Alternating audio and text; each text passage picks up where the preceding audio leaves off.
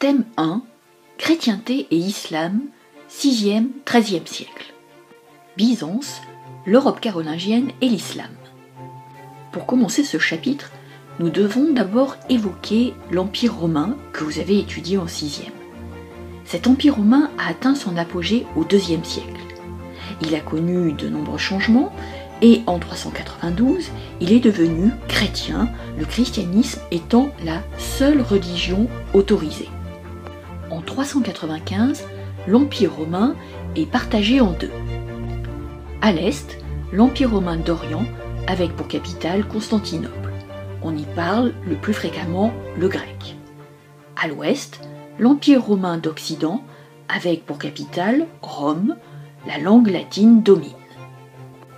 Au début du 5e siècle, l'Empire romain d'Occident ne peut arrêter l'invasion de peuples germaniques. Une mosaïque de royaumes se constitue sur les ruines de l'Empire. En 476, il n'y a plus d'empereur en Occident. Le dernier empereur, Romulus Augustule, est déposé par Odoacre, un roi germanique, qui envoie les insignes impériaux à Constantinople. L'Empire romain d'Occident a disparu, mais pas dans les esprits, comme nous le verrons au cours de ce chapitre. L'Empire romain d'Orient est donc le seul à subsister. Il prend le nom d'Empire byzantin, du nom de Byzance, le premier nom de la capitale de Constantinople. Un des empereurs les plus célèbres de l'Empire byzantin est Justinien, un empereur qui a régné au cours du VIe siècle. Au cours de son règne, il mène des conquêtes à l'ouest dans l'espoir de reconstituer l'Empire romain.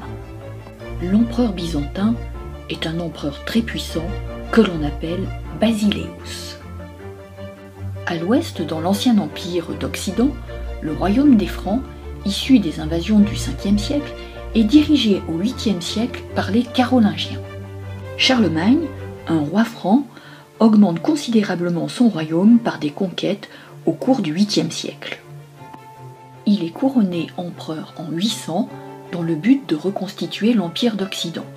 Cependant, ce vaste territoire est appelé Empire carolingien. Charlemagne n'installe pas sa capitale à Rome, mais à Aix-la-Chapelle, dans l'Allemagne actuelle.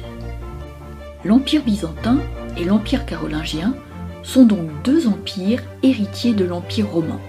Ils ont un point commun, ils sont tous les deux chrétiens. Mais à partir du 7e siècle, ils doivent faire face à un nouvel empire, l'Empire musulman. Mohammed est à l'origine d'une nouvelle religion monothéiste, l'islam. À sa mort, en 632, il a conquis une grande partie de l'Arabie.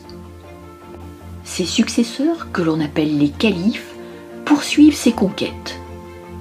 Les premiers califes, puis les Omeyyades et les Abbassides, deux grandes dynasties de califes, conquièrent un vaste empire. Ce vaste empire musulman que vous voyez apparaître en vert sur la carte s'étend de l'Espagne jusqu'aux portes de l'Inde. Autour de la Méditerranée, il y a donc 3 empires. Les relations ont été parfois conflictuelles, mais il y a eu aussi des relations plus pacifiques. Nous verrons dans quel domaine en particulier.